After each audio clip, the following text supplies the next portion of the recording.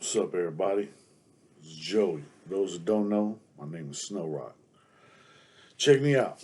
So today I wanted to talk about something different because, like, if I go to prison, it's like I'm jail famous.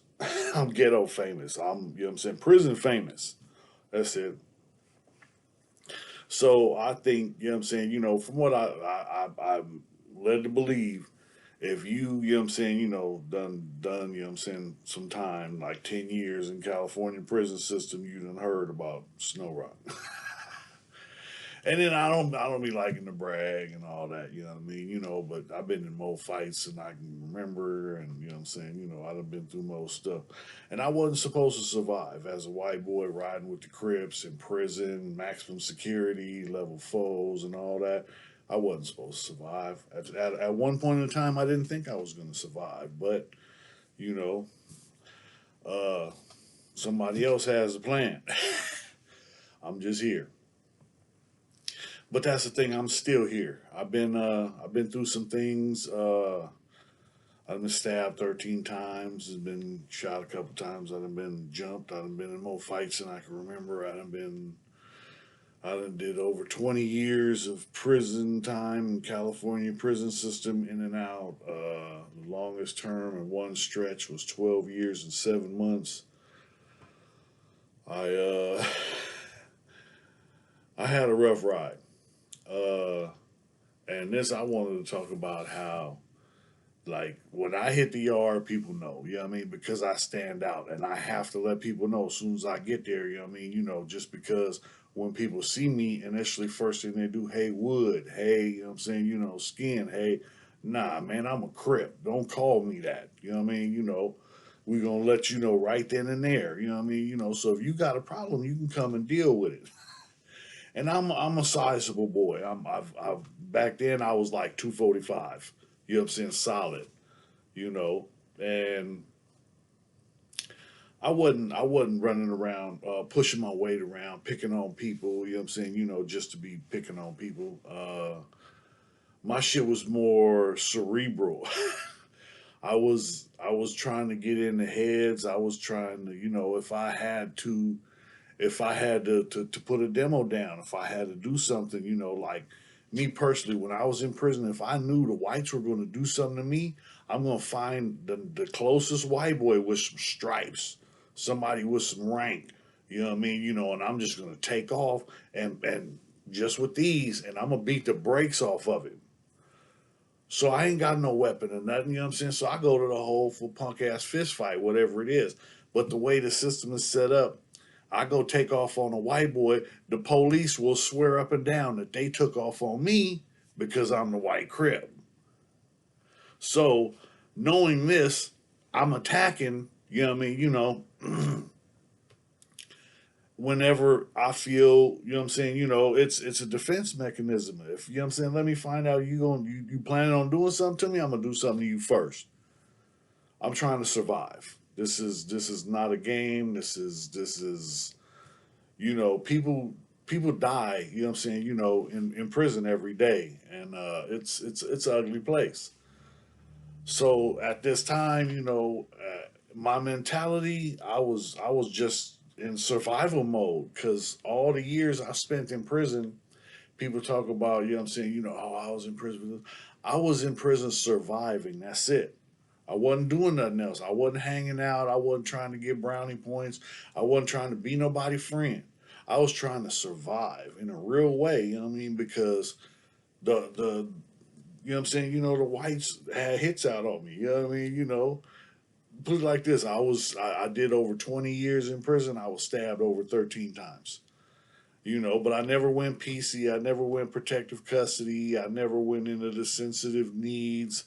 I stayed mainline, you know what I mean? And every time, every prison, when I get there, they admittedly, hey, you want us to put you over here? Nah, put me over there, you know. And every time they wanted me to go to SNY because they know if I go to the mainline, there's possibly a big old riot or, you know what I'm saying? You never know. But the cops, you know what I'm saying, and Donovan, I'm at home. This is San Diego, so I had a little juice with people. You know what I'm saying? So when I got there, didn't nobody really know who I was, but a couple people. You know what I'm saying? Because the Lieutenant Francis, the gang court. Hey, you got hey, come over here. If anybody knows who I'm talking about, you know what I mean. Back in the day, he came over and messed with me from the 4 yard because I met him over there when I came through reception. So now I'm coming back. I'm coming down from level 4 and I'm going to a level 3. So I hit Donovan and it's like, you know what I'm saying? The administration at Lancaster's like, man, the dude that been up here, he done caused a riot. He done, you know what I'm saying, he done got, you know what I'm saying, in more fights. He done got stabbed twice. And you know what I'm saying, and each time I asked him to put me back on the yard. Put me back on the yard. Put me back on the yard. You don't fear for your safety? No. Put me back on the yard. And I survived. You know what I mean? Don't get me wrong. I don't know if I want to do it again. I might make some changes. I'm not, you know what I mean? I'm not, you know what I'm saying, I'm not perfect. I'm not, you know what I'm saying, I've been through the worst and I stood tall, you know, but, my priorities was messed up. I didn't have my priorities in order. My priorities are in order now. My priorities my family. So, you know what I mean? People that I know, you know what I'm saying? I got family, you know what I'm saying? That's from my neighborhood. People that took me in as a kid and helped raise me. Like I say all the time, the community raised me. Southeast San Diego, neighborhood Crips, Market Street. The community raised me. The community at that time, back in the 80s, and you know what I'm saying. It was a different era. It's not like it was now. I go by here now. It don't look. It's not. Most of the stuff is different. All the families. It was families over there who been over there for a while that had owned property, and one by one family pass and then family sell the property and smoke it. I done seen, you know what I'm saying, I done seen a couple people, you know what I'm saying, that had drug addictions and they became, you know what I'm saying, the head of the household when the family died and, you know what I'm saying, sold the house and smoked it or messed it off, wasted it, didn't get nothing out of it in the long run because now you ain't got no place to stay and ain't nobody left in the hood. Ain't nobody left. It's crazy. I mean, because one of the homies we was talking the other day, he was like, "Cause don't none of the homies live in the set no more." What? I don't understand it, because I grew up over there my whole, you know what I'm saying, childhood. And that's the thing, you know what I'm saying, as a kid when I was young, and it was partially out of fear. I wanted to stay in my hood, in my section, in my area because I was safe, because people already knew me, because I had already earned people's respect, because I had already done enough, because I had made my position. Look, this is me. But when I go out, that's when I have to deal with you. Why were you from where? Bing. So and like I said, I've been fighting all my life. So a fight, I'm not. I'm saying, the homies push me and put. I got one homie, you know what I'm saying, he told me, he was like, "Huh, when we were little, I told everybody to whoop your ass." Yeah, what? Because you know what I'm saying, all the stuff I had to go through, all the fights I had to go through growing up with the homies. You know what I mean? These are my homies. But it wasn't about they weren't well, some of them some of them were trying to get rid of me. But you know what I'm saying, for the most part, you know what I'm saying, this is how you toughen somebody up. You know what I mean? You get him used to getting hit. He ain't gonna, you know what I'm saying, worry about getting hit no more. So then when he fights, he's not gonna be scared of getting hit. Because that's the thing. I'll take a punch. I'll take one.